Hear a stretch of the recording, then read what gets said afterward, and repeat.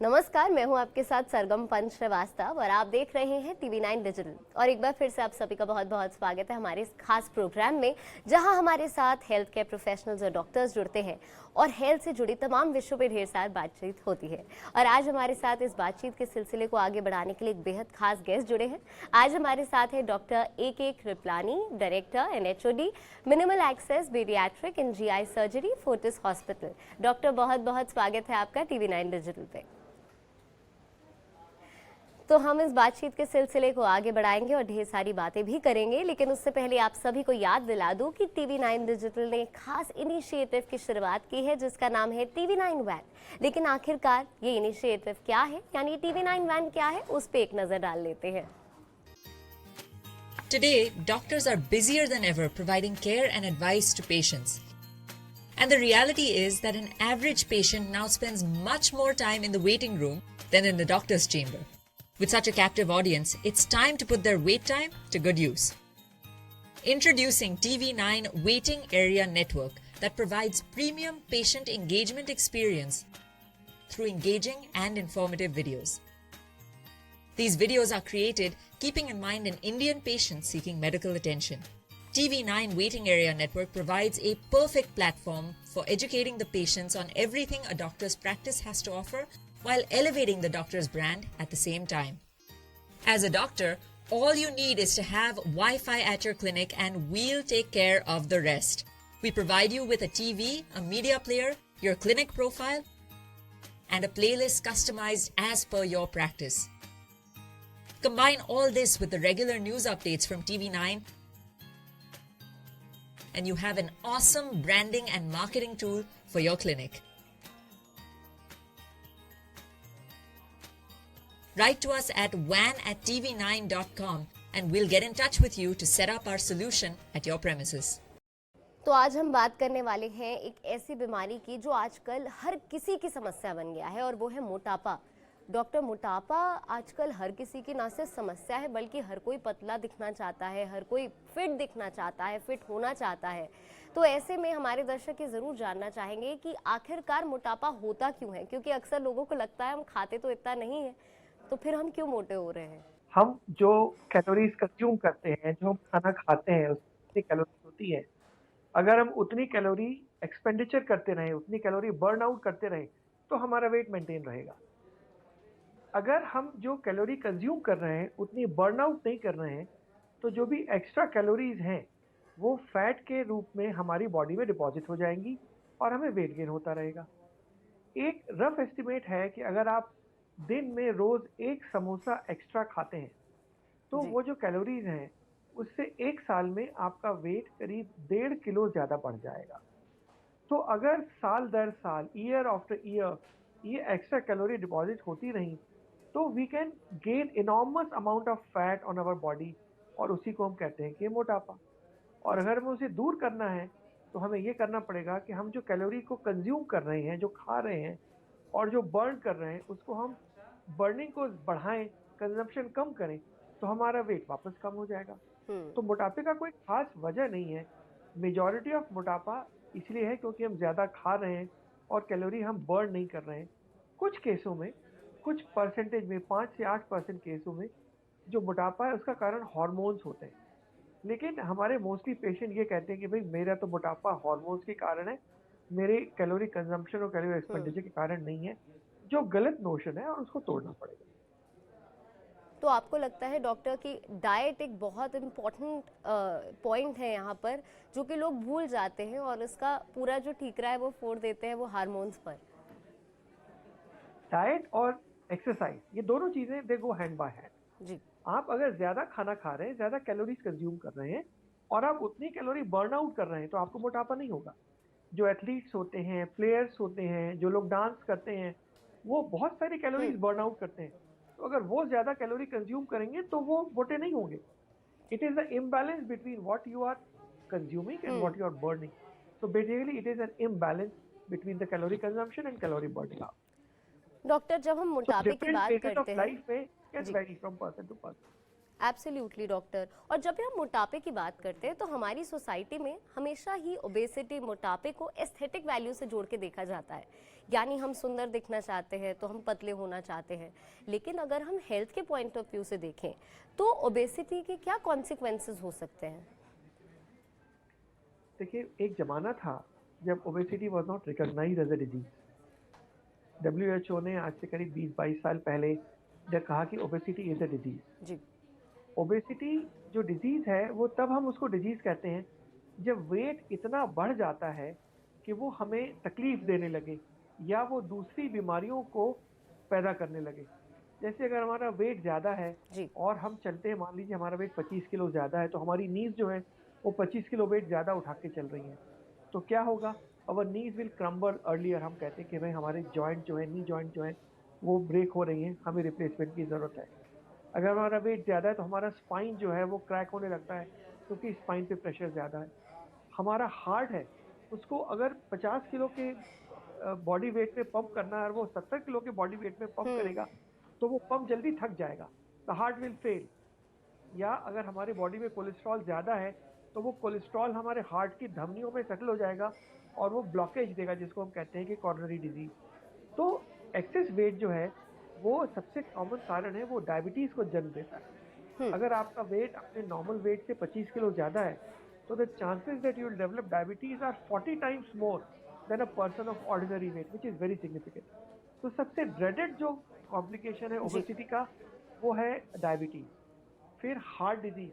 Heart disease न सिर्फ obese patient में ज़्यादा कॉमन है, मगर the attack when it comes it is very severe and majority of obese patient if they have a heart attack they hardly reach the hospital for a care, so the mortality is very high. उसके बाद जो हमारी नीज है, हमारा जो spine है, reflux disease है, varicose vein है, हमारा जो ब्रेन स्ट्रोक है, जी। वो सब ओबेसिटी से अफेक्ट होता है। और सबसे इंटरेस्टिंग और सबसे लेटेस्ट बात तो ये है कि जो ओबेसिटी है वो कैंसर को जन्म देती है। ये कैलकुलेट किया गया है कि 11% ओवेरियन कैंसर, 11% ब्रेस्ट कैंसर और 11% uterus cancer are because of obesity. जिसका मतलब ये है कि अगर दुनिया की सारी फीमेल्स नॉर्मल वेट की हो तो इन कैंसर के इंसिडेंसेस 11% कम हो जाएंगे, which is a very significant percentage. तो ये सारी चीज़ें हैं जो हमारे इल हेल्थ को जन्म देती हैं। और जब हमारी ओबेसिटी के साथ डायबिटीज़ जुड़ जाती है तो ये दोनों चीज़ें कंबाइंड हम कहते हैं डायबिटोसिटी। जी। ओबेसिटी और डायबिटीज मिला के डायबिटोसिटी, इट इज़ एक्सट्रीमली लीथल। और ये कैलकुलेट किया है डब्ल्यूएचओ ने कि अगर आपको डायबिटीज़ है जी। और अगर आप ओबेसिटी है तो आपकी ज़िंदगी के 11 साल कम हो जाते हैं। आप सोच के देखिए, अपनी सोसाइटी में अपने आसपास देखिए, आप देखेंगे अपने रिलेटिव्स में देखिए, 70 साल के ऊपर जितने लोगों को आप देखेंगे सोसाइटी में, जी। स्ट्रीट्स में, वो जनरली दुबले पतले होंगे। क्योंकि जो ओबीस पेशेंट होते हैं they are already consumed either by heart disease और बाय ब्रेन स्ट्रोक और बाय किडनी डिजीज।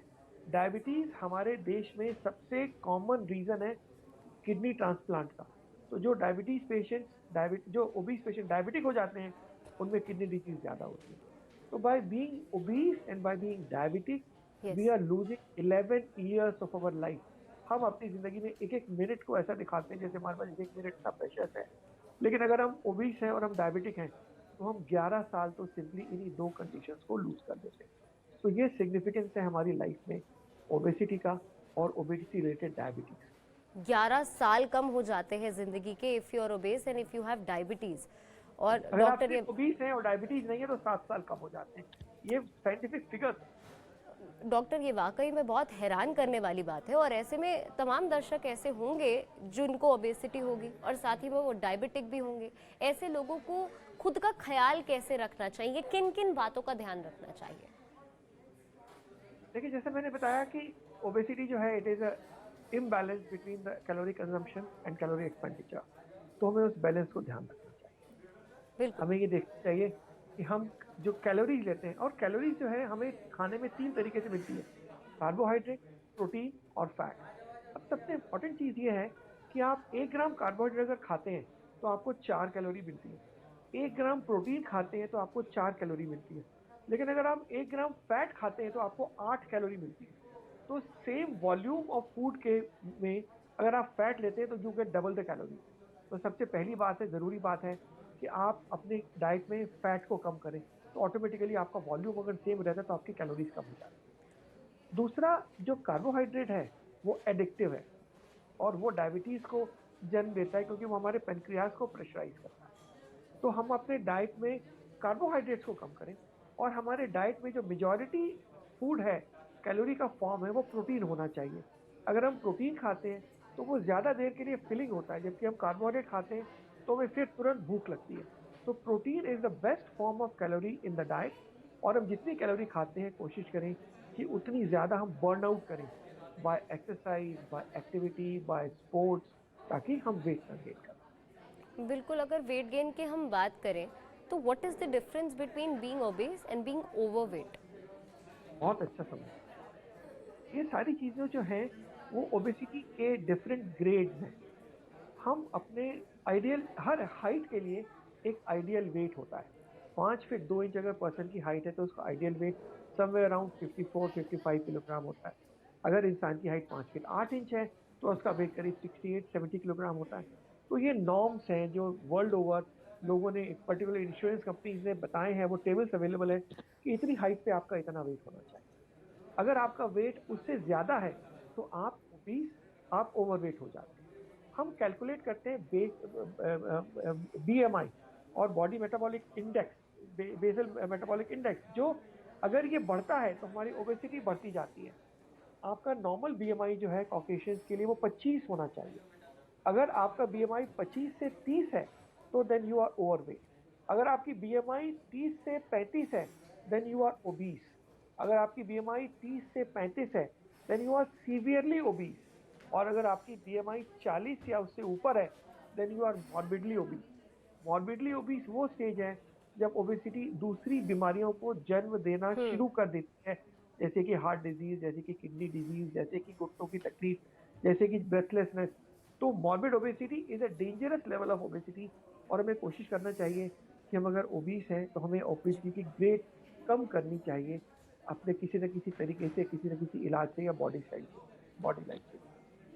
यानी डॉक्टर, ये एक ऐसी बीमारी है जो कि 100 बीमारियों को जन्म देती है और और फिर से भी भी लोग ज्यादा इसे इग्नोर करते हैं। इग्नोरेंस है, क्योंकि इग्नोर। लोगों को ये पता नहीं है।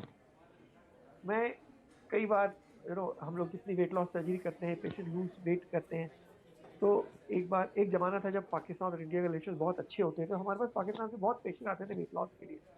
तो I operated once a member of parliament from Pakistan and we were in regular communication. तो हंसी हंसी में उसने बताया कि डॉक्टर साहब, आपने तो मेरा वेट कम कर दिया, लेकिन मेरे जितने वर्कर्स आते हैं वो कहते हैं कि आप तो कमज़ोर हो गए हैं।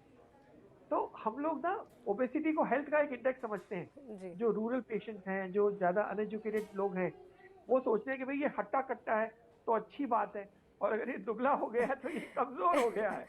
तो हमें इस बात को अपने दिमाग से निकालना पड़ेगा कि हेल्थ का हट्टे कट्टे होने से कोई रिलेशन नहीं है।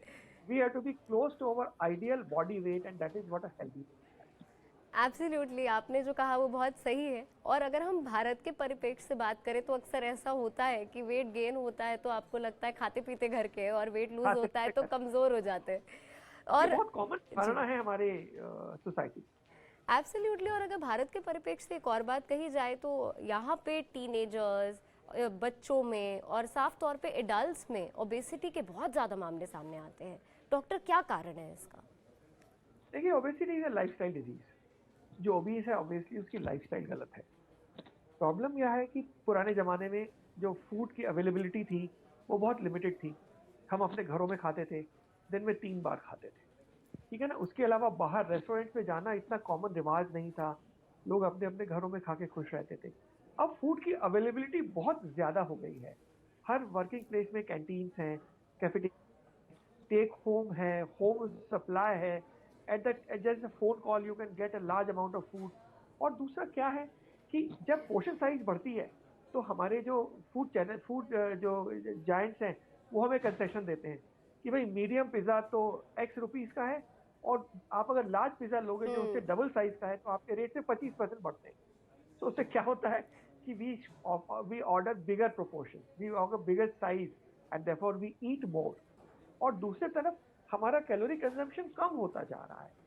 पहले हमारे टीवी चैनल्स में अगर हमें चैनल चेंज करती थी टीवी में, हम उठ के जाते थे टीवी का चैनल चेंज करते थे, अब हम रिमोट से चेंज करते हैं। जी पहले हमारे फिक्स टेलीफोन्स होते थे, अगर टेलीफोन की कॉल आई, you will walk to the telephone, you will pick up a phone and talk.